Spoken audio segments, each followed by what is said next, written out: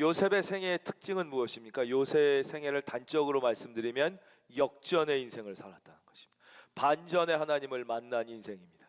어떻게 그럴 수 있었습니까? 요셉의 인생에는 아주 주요한 두드러지는 세 가지 특징이 있는데, 첫째, 요셉은 어떤 상황에서도 하나님을 향한 신실함을 잃지 않았다는 것입니다.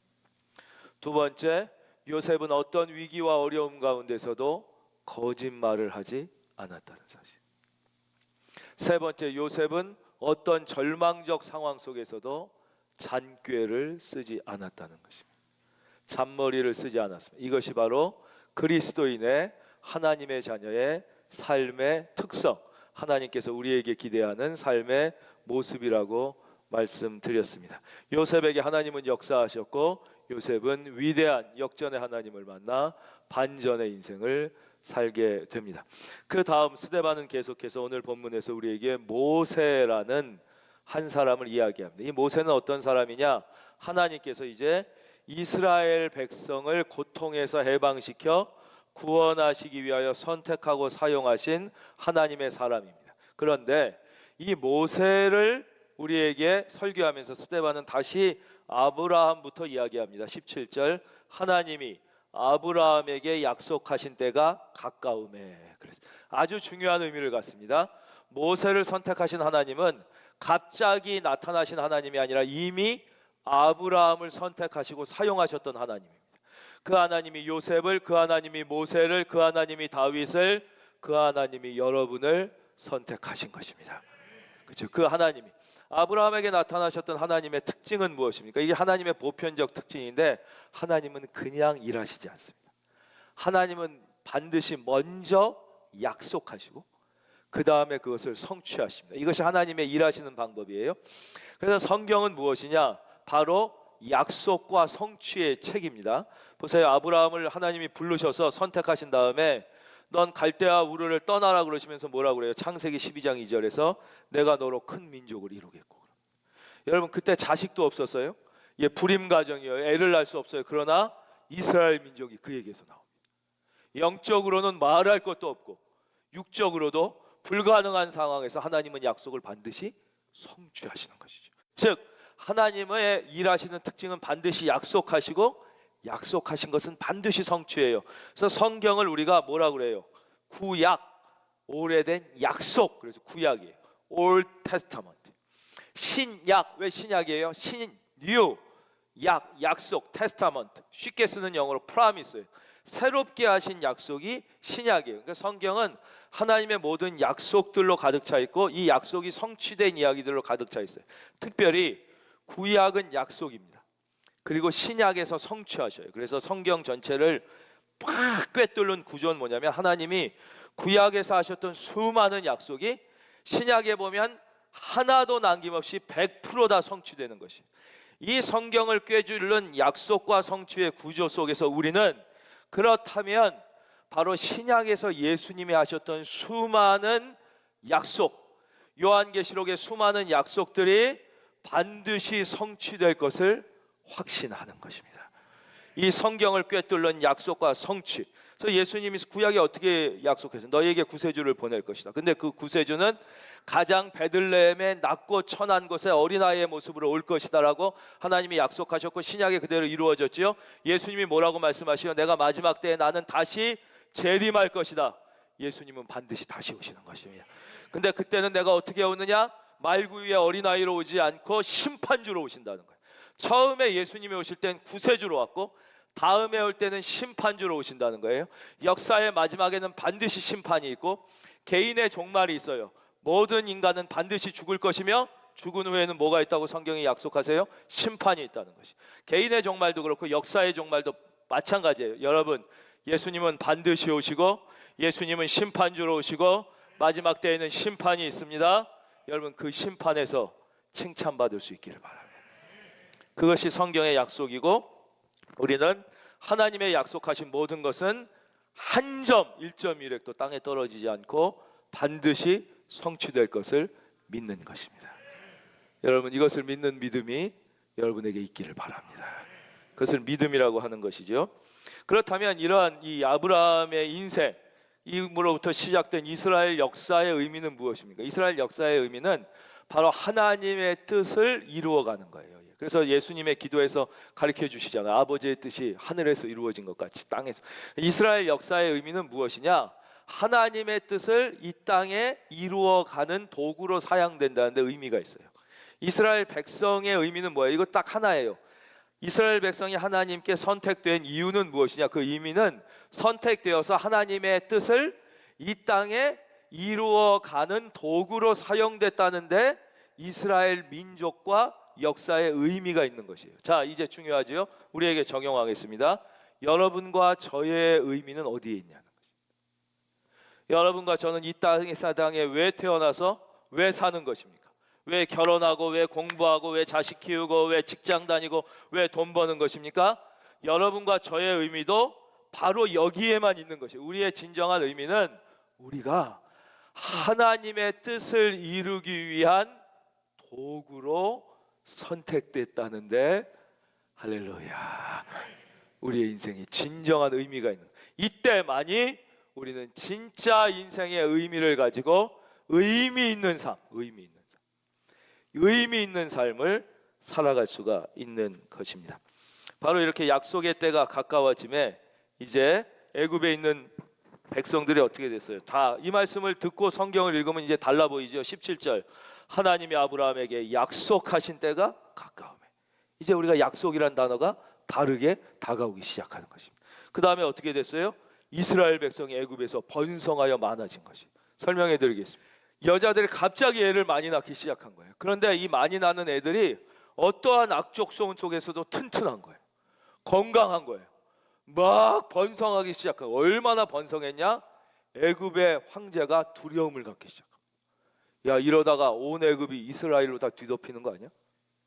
두려움을 갖게 될 정도로 애를 많이 낳고 낳은 애들이 다 건강하고 튼튼하고 지혜롭게 막 자라기 시작한 것이에요. 여기서 성경이 이렇게 나와요. 18절, 요셉을 알지 못하는 새 임금이. 역사를 보는 눈에 대해서 잠깐 말씀드릴까요?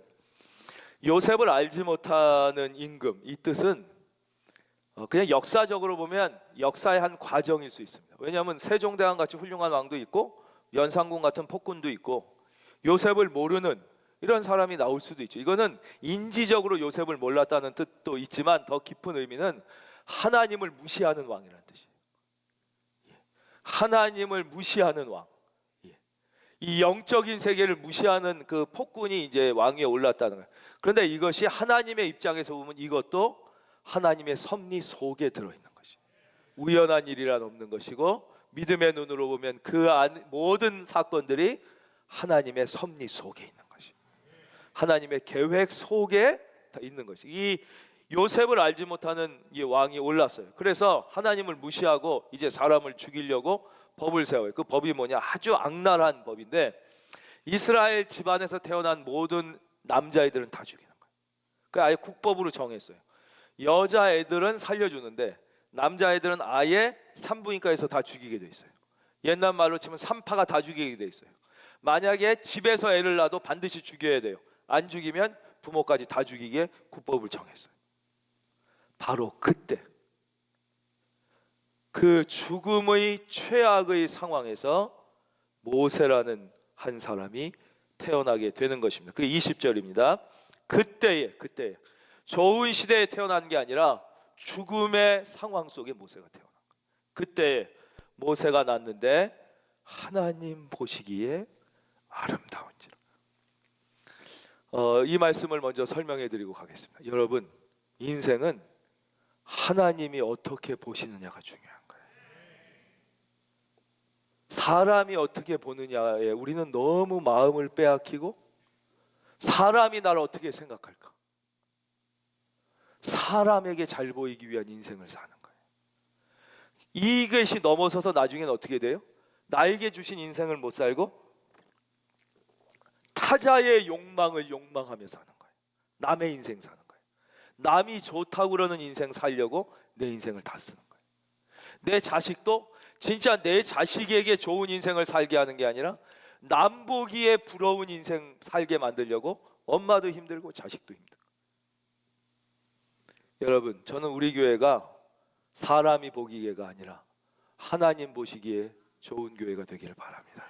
두 번째 발견하는 중요한 사실은 하나님께서 함께 하시면 반드시 죽어야 되는 상황에서도 죽지 않는다는 사실이에요.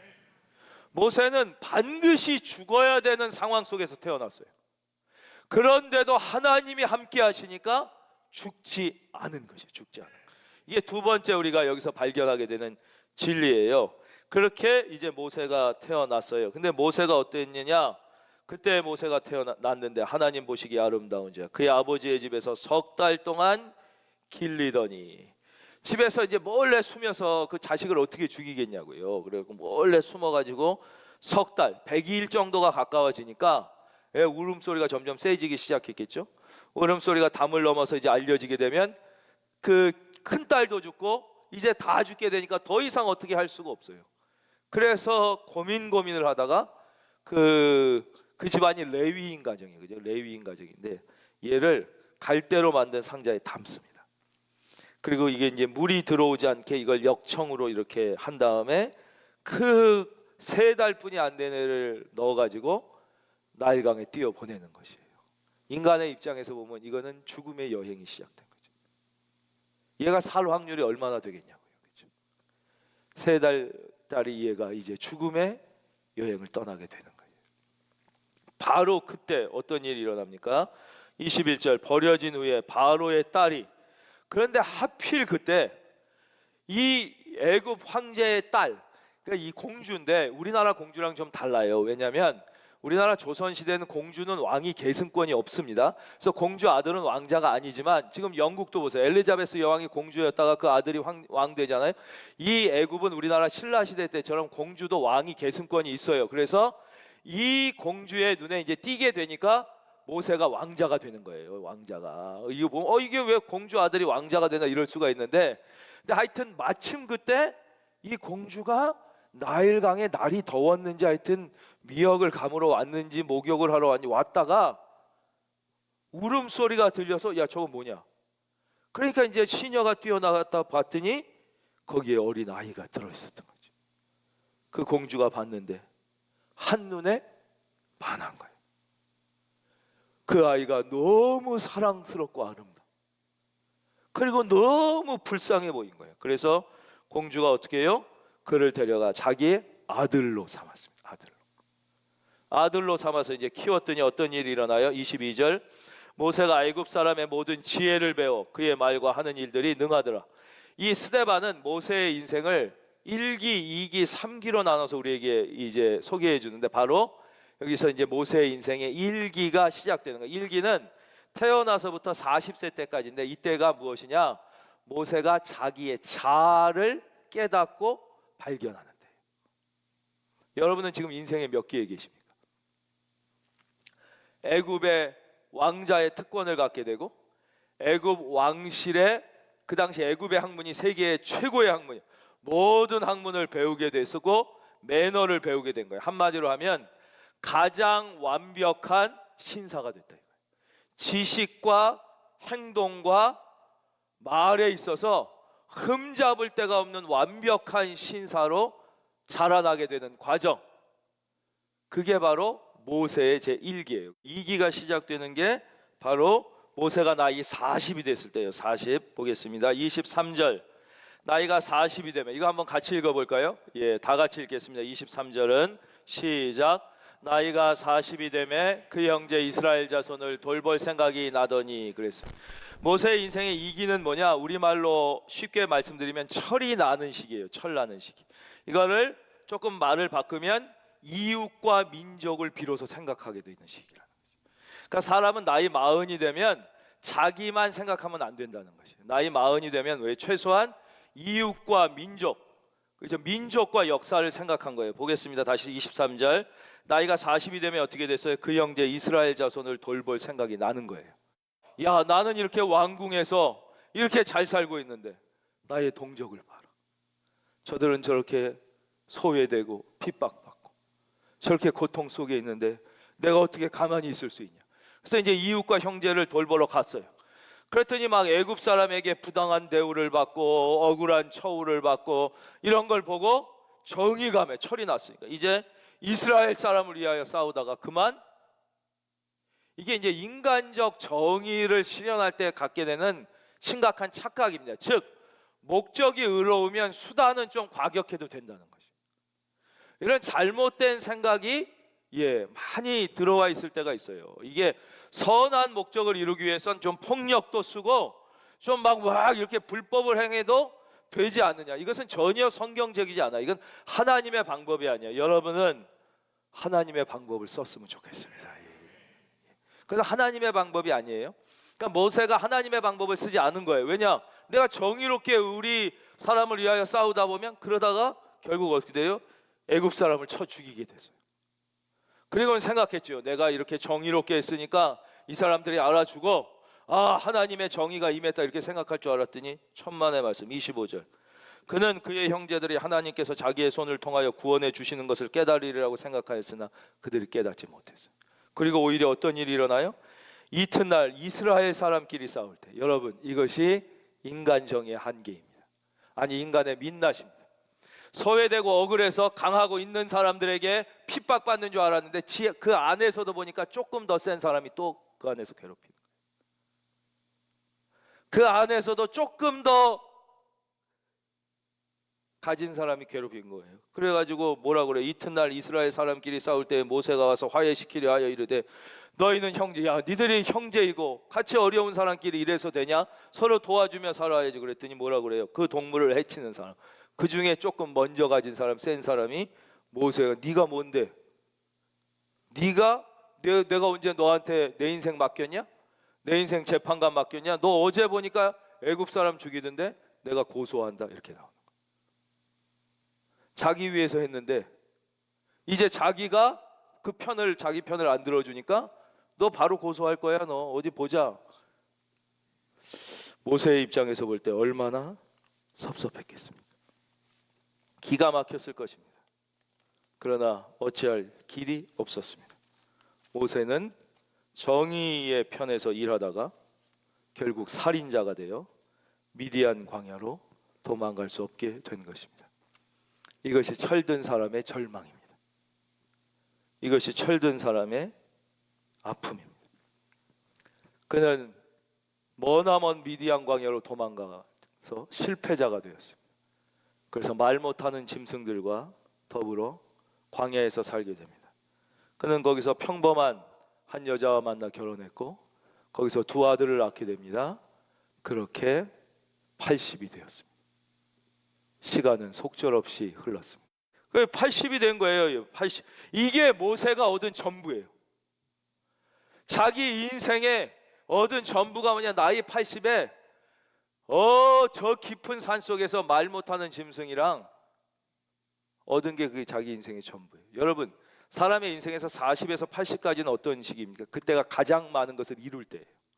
40에서 80까지, 그러니까 개인의 이 인생도 그렇고 역사를 봐도 모든 사람들이 그 인생 가운데 무언가를 가장 많이 성취하는 때는 다 40에서 80까지예요. 그때는 열정도 있고 경륜도 어느 정도 쌓였고 아직 아이디어도 있고 힘도 있고 경험과 열정이 같이 있어요. 그때 다 이루어지는 건데 모세는 40에서 80까지 아무것도 못한 거예요. 마침내 40년이 더 지나고 모세가 인생 80이 되는 그때 모세의 인생의 제3기가 시작됩니다. 그래서 인간적으로 볼 땐 가장 좌절, 이제 젊음마저 다 없어지게 됐죠. 그러나 그때가 하나님의 시작이었던 거죠. 그러니까 언제 고꾸라지느냐 하나님 앞에. 이것이 인생 3기의 시작. 3기에서 모세는 드디어 하나님을 만나게 됩니다.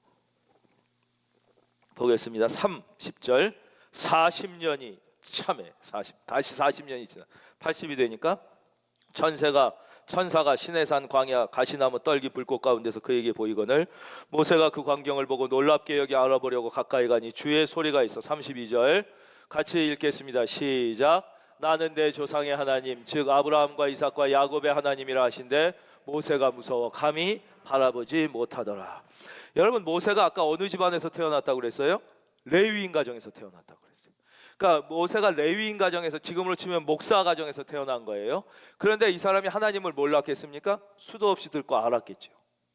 성경을 안 읽었겠습니까? 성경도 수없이 율법을 읽었겠죠. 그러나 모세가 진짜 하나님을 만난 것은 바로 인생 3기, 바로 이때라는 것을 우리는 알아야 되는 것이죠. 모세는 이때 비로소 하나님을 느끼기 시작하는 거예요. 하나님을 경험하기 시작한 거예요. 진짜 하나님을 만난 것이죠. 여러분, 모세가 80에 여러분 아직 늦지 않았습니다. 여러분이 몇 살이냐가 중요하지 않습니다. 여러분이 지금까지 머릿속으로 알고 있던 지식의 하나님, 정보의 하나님이 아니라 진짜 하나님을 느끼게 되기를 바랍니다. 저는 여러분이 그 진짜 하나님을 느끼셨으면 좋겠어요. 경험하게 되는 거예요. 이게 진짜 하나님. 이때부터 진짜의 인생이 시작되는 것이죠. 이때부터 이제 이 사람의 인생이 시작되면서 과거가 바뀌기 시작하는 거예요. 과거가 바뀌기. 지금부터는 이제 설교를 잘 들으셔야 돼요. 오늘 설교 제목이 뭐예요? 과거를 바꾸는 법이잖아요. 목사가 이렇게 제목을 잡을 때는 고뇌가 많습니다. 될 수 있으면 제목을 좀 부드럽게 잡고 싶습니다. 그냥 이렇게 흘러가듯이 이렇게 쓱 이렇게 명쾌하게 잡을 때는 아니 뭐 제목만 이렇게 설교 들어보니까 그런 것도 안 나오는데 뭐 이럴 수도 있잖아요, 그렇죠? 아니 분명히 말해놓고 그렇게 해도 안 되던데 뭐 이러면은 이건 그 고뇌의 끝에 이렇게 잡는 거예요. 그러니까 지금부터 설교를 잘 들으시고 성도님이 진짜 오늘 제목이 제대로 잡은 건지, 아닌데 설교 들어보니까 뭐 그거 없는데, 지금부터 그 내용이 나오는 것이죠. 바로 이제 모세가 고꾸라져서 시내 산에서 하나님을 만나요. 시내 산은 어디냐? 모세의 현 삶의 자리예요. 여러분 다른 데서 하나님을 만나려고 하지 말고 이 자리에서 하나님을 만나길 바랍니다. 기도원에 가서 하나님 만나는 게 아니에요. 주일 예배 시간에 못 만나면 어디 가도 못 만나는 거예요. 또 우리는 자꾸 나의 이 상황만 조금 벗어나면 그때는 진짜 내가 좀 봉사도 하고 내가 이거 지금 이 시험만 끝나면, 내가 이 어려운 시기만 끝나면, 요 애기 요만큼 키울 때만 끝나면, 그러다 하나님 죽을 때까지 못 만나는 거예요. 바로 지금 여러분의 현 주소에서 하나님을 만나지 못하면 할렐루야, 바로 여기서 하나님이 가장 실패한 그 사람을 붙들고 말씀하시는 거예요. 그러니까 하나님은 어디에서 말씀하시냐? 지금 내가 있는 이 자리에서 내가 고꾸라져서 내가 아무것도 아님을 모세처럼 고백할 때 그때 나를 붙들고 이야기하기 시작하시는 거예요. 이게 하나님이에요. 하나님은 어느 자리에서 누구에게 말씀하시기 시작하느냐 하는 거예요. 그래서 자 이제 적용하면 왜 우리는 하나님을 만나지 못하는 것입니까? 지금 이 자리가 아니라 딴 자리에서 만나려고 하는 것. 또 더 중요한 이유는 여전히 교만하기 때문에. 여전히 하나님을 만나기에 너무 교만하고 여전히 너무 마음이 세상 속에 있는 거예요. 그런 데서는 하나님이 느껴지지를 않아요. 하나님이 경험되지를 않는 거예요. 그래서 우리는 하나님을 만나지 못하는 거예요. 하나님을 만나기엔 여전히 너무 교만하고 너무 세상 속에 있어요. 그래서 모세처럼 모든 껍데기를 다 벗어버려요. 내가 애굽 황실에서 뭐 지금 말로 치면 뭐 최고의 교육을 받은 거죠. 내가 어느 학교 나왔고, 내가 무슨 학위가 있고, 내가 이런 사람이고, 내가 신분으로 왕자고, 내가 체격이 이렇게 좋고, 뭐 싸움도 엄청 잘한 거예요. 힘도 무지하게 세니까 막 쳐주. 네, 이런 그건 내가 아니에요, 여러분. 여러분이 어떤 직업이냐? 여러분이 어느 집안에서 태어났느냐, 여러분이 어떤 외모냐, 여러분이 어떤 교육을 받았느냐는 여러분이 아니에요. 하나님이 만드신 그 적신, 어머니 뱃속에서 나온 그 발가벗은 내가, 그게 여러분인 거예요. 모든 껍데기를 벗어버린 진짜 나. 그 앞에 그걸로 진정한 자기 모습으로 돌아올 때 하나님을 만나게 되는 거예요. 그리고 그때만이 그 하나님이 여러분의 하나님이 되시는 거예요. 그때 비로소 우리는 하나님을 나의 하나님이라고 고백할 수 있습니다. 우리 한번 심장에 손을 올리고 한번 따라해 주시겠습니까? 나의 하나님. 그때만이 하나님은 여러분의 하나님이 돼요. 내가 다른 모든 인생의 껍데기를 쓴 채로 만나는 하나님은 진짜 나의 하나님. 하나님 앞에 우리가 서게 될 때, 그렇죠? 원래의 나로 돌아가겠죠. 네가 어떤 가문이냐, 네 아버지가 그 영화 제목에 네 아버지 뭐 하시노, 뭐 이거, 그렇죠? 어느 집안에서 태어났냐, 네가 인물이 어땠고 키가 얼마였냐, 네가 어떤 교육을 받았고 직업이 뭐였냐, 이거는 하나님 앞에 아무 의미가 없어요. 그건 물어보지도 않아요. 그건 진짜 내가 아니에요. 너는 누구냐 이렇게 물어보시는. 그때 우리는 어떻게 대답해야 돼요? 저는 아무것도 아닙니다. 이렇게 대답해요. 모세처럼. 저는 아무것도 아니었습니다. 그때 이제 하나님이 우리의 하나님이 되시는 것이죠. 예, 모세에 있어서 이제 하나님은 모세의 인생의 한 부분이 아니라 그의 인생 전체를 점령하게 되십니다. 이것을 다른 말로 하면 하나님이 비로소 모세의 인생에 본격적으로 개입하기 시작했다는 거예요. 좀 헷갈리시죠? 다시 말씀드리겠습니다. 하나님은 우리의 인생에 개입하기를 원하시는데 왜 하나님이 우리의 인생에 구체적으로 개입되시지 않느냐면 우리가 하나님을 부분적으로는 믿어 받아들이는데 전체로 하나님을 받아들이지 못하는 거예요. 그래서 우리의 인생에 갈등이 있어요. 왜 우리의 인생에 갈등이 있습니까? 우리가 하나님을 믿는다고 하지만 모세가 이전까지 하나님을 몰랐나요? 알았잖아요.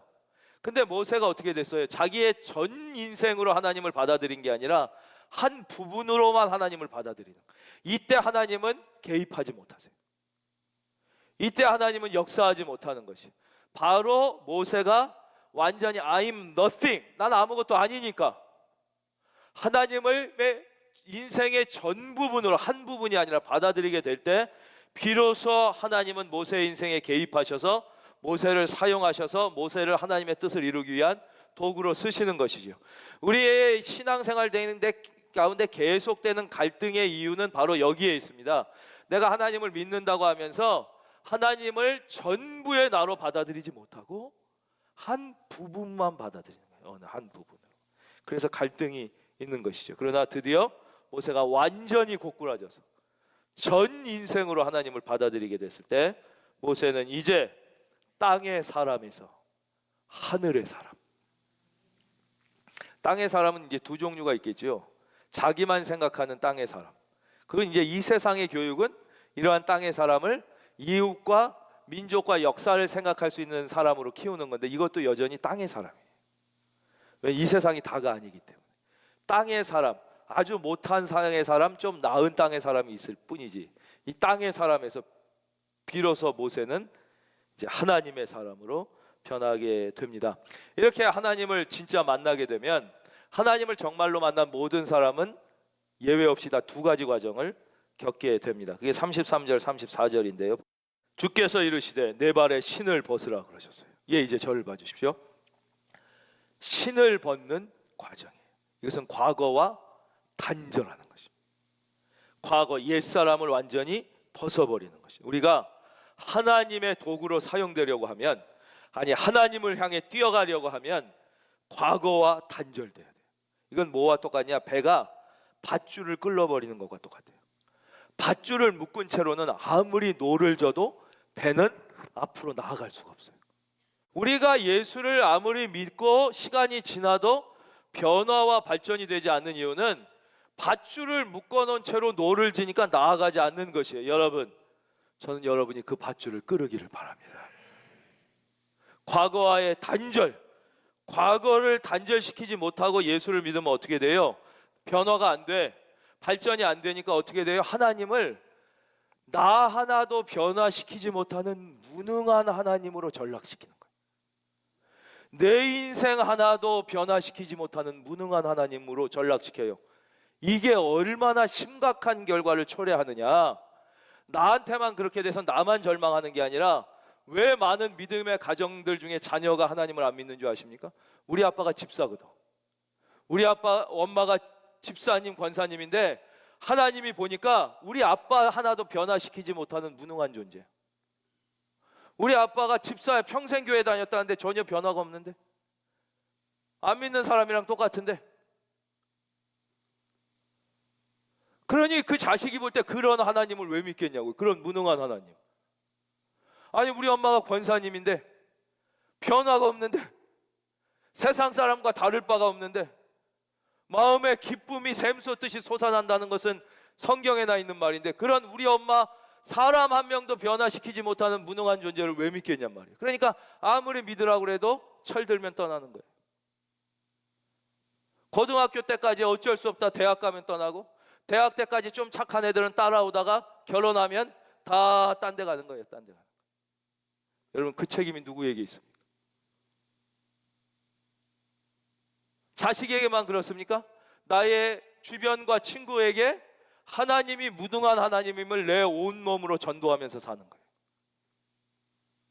나 하나도 변화시키지 못하는 게 하나님이야. 그런데 너 한번 믿어볼래? 이러는 거죠. 그런 하나님을 세상 사람들이 왜 믿겠어요? 여러분, 이 하나님을 만난 사람들이, 진짜 만난 사람들이 겪는 첫 번째 과정은 무엇이냐? 바로 과거와 단절하는 것입니다. 여러분, 밧줄을 끊으십시오. 나는 아무것도 아님을 고백하십시오. 완전히 제로에서 새롭게 시작하시기를 주의 이름으로 축원합니다. 그때 과거가 바뀌기 시작하는 것입니다. 여러분, 과거는요, 아무리 괴로워하고 붙잡고 반추하고 그래도 과거는 바뀌지 않죠. 그러나 나의 과거의 옷을 완전히 벗어버리면, 내가 제로 너띵에서부터 다시 하나님 앞에 서면 이제 과거가 해석되기 시작합니다. 그렇게 울고 원망하고 괴로워해도 해결되지 않던, 바뀌지 않던 과거가 바뀌기 시작하는 것입니다. 두 번째 과정은 바로 사명을 받는 과정입니다. 34절이죠. 내 백성이 애굽에서 괴로움 받음을 내가 확실히 보고 그 탄식하는 소리를 듣고 그들을 구원하려고 내려왔느니 이제 내가 너를 애굽으로 보내리라고 그랬어요.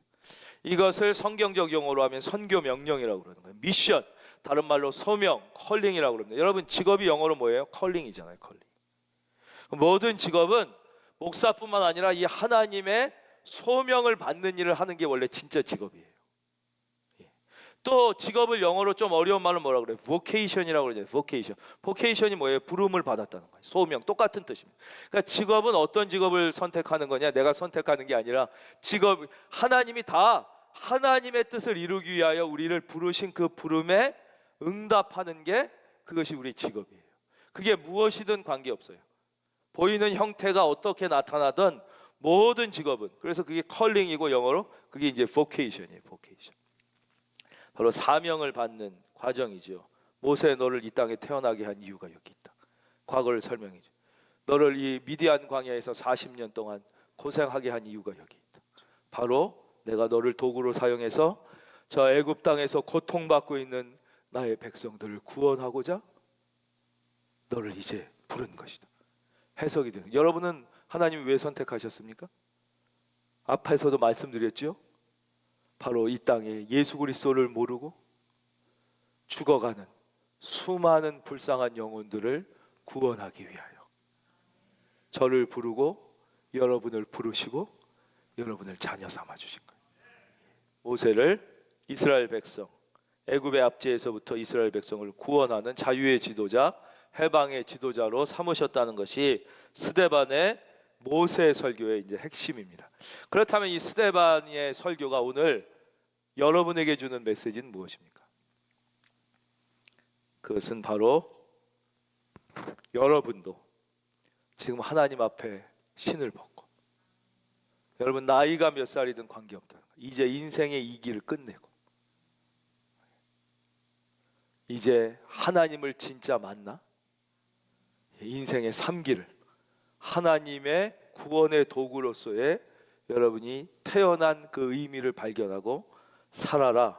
이것이 바로 스데반의 이 모세 설교가 이 시간에 여러분에게 주는 메시지인 것입니다. 여러분, 아무리 작은 것이라도 순종을 결단하십시오. 성공이 아니라 순종.